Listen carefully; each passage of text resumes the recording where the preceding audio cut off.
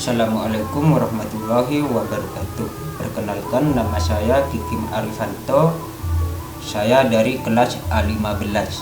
Di sini saya akan menjelaskan tentang pendidik dalam perspektif pendidikan Islam. Sebagaimana yang sudah kita ketahui, bahwa seorang pendidik yang baik itu adalah pendidik yang dapat menempatkan kedudukannya sebagai tenaga profesional yang sesuai dengan tuntutan masyarakat dan perkembangan zaman. Dapat dikatakan bahwa pada diri seorang guru itu terletak tanggung jawab untuk membawa keberhasilan belajar siswa di mana tempat ia mengajar.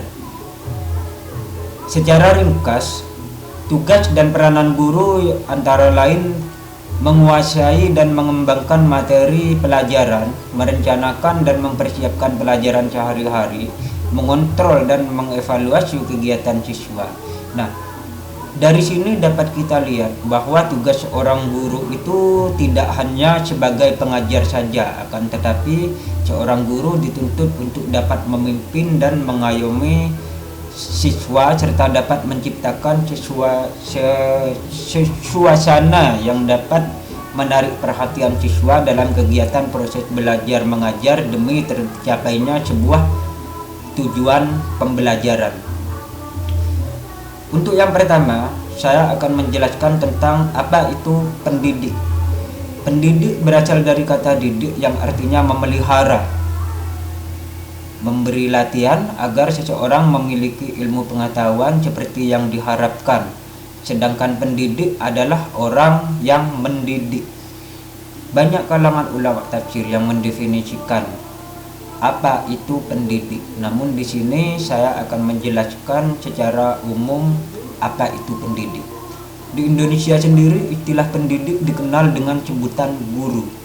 Pendidik atau guru yaitu orang yang pekerjaannya mengajar atau memberikan pelajaran di sekolah atau kelas. Sedangkan pendidik dalam perspektif pendidikan Islam adalah orang yang bertanggung jawab terhadap upaya pertumbuhan jasmani dan perkembangan rohani peserta didik agar ia mampu menunaikan tugas-tugas kemanusiaannya yang sesuai dengan nilai-nilai ajaran Islam. Untuk yang kedua, yaitu tentang istilah-istilah pendidik dalam konteks pendidikan Islam. Secara umum dalam konteks pendidikan Islam, pendidik itu sering disebut dengan istilah murabbi, muallim, muaddib, mudarris, serta mursyid, yang mana kelimanya ini mempunyai makna yang berbeda-beda seperti itu.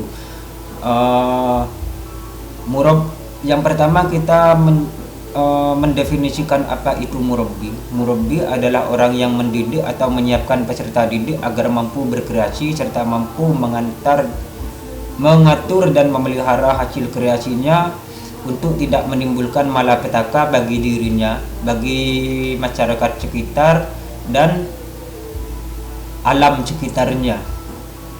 Muallim, yang kedua muallim yaitu merupakan orang yang menguasai ilmu dan mampu mengembangkannya serta menjelaskan fungsinya dalam kehidupan sehari-hari.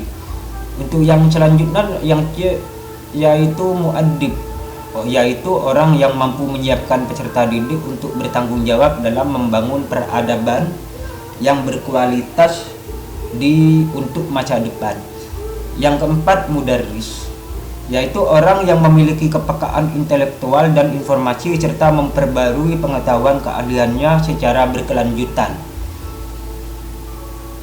Untuk yang terakhir yaitu mursyid, yang merupakan orang yang mampu menjadi model atau sentral identifikasi diri atau menjadi pusat panutan teladan dan konsultasi bagi peserta didiknya. Namun di daerah saya itu sangat banyak, tidak banyak istilah untuk pendidik, yang mana di daerah saya itu manggilnya ustadz atau ustadzah, bapak, ibu, seperti itu saja, termasuk di lingkungan tempat saya mengajar. Untuk yang selanjutnya yaitu ketiga, tentang kedudukan pendidik dalam perspektif Islam.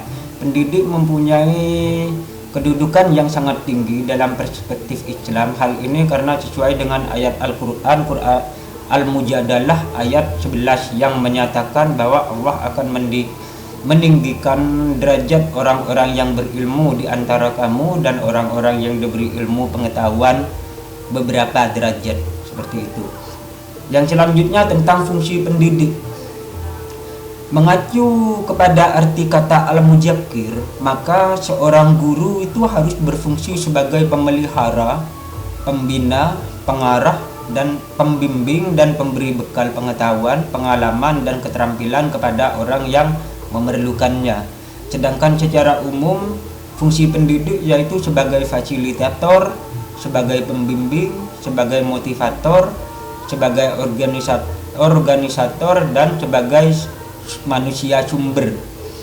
Yang maksudnya manusia sumber, maksud dari manusia sumber di sini yakni ketika pendidik itu dapat memberikan informasi yang dibutuhkan peserta didik, baik berupa pengetahuan, keterampilan, maupun sikap, seperti itu.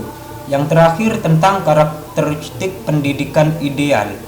Menurut Muhammad Atiyah Al-Abrasi menjelaskan karakteristik ideal yang harus dimiliki seorang pendidik atau guru, yaitu yang pertama, seorang guru harus memiliki sifat yang zuhud, yang artinya mengutamakan keridhaan Allah daripada materi, seperti itu.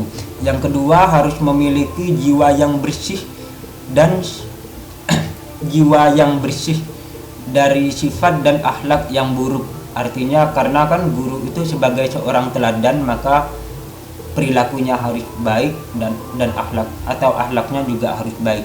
Yang ketiga, seorang guru harus ikhlas dalam melaksanakan tugasnya. Nah, ikhlas di sini tidak jauh berbeda dengan penjelasan saya yang pertama tentang karakteristik pendidik yang ideal. Yang keempat yaitu seorang guru harus bersifat pemaaf terhadap muridnya. Artinya dia harus mudah memaafkan peserta didiknya ketika melakukan sebuah kesalahan. Untuk yang terakhir yaitu seorang guru harus dapat menempatkan dirinya sebagai seorang bapak atau ibu sebelum menjadi seorang guru. Ini maksudnya karena seorang guru itu adalah orang tua kedua setelah orang tua kandungnya. Ya, jadi mungkin ini saja penjelasan saya, kurang lebihnya mohon maaf. Wassalamualaikum warahmatullahi wabarakatuh.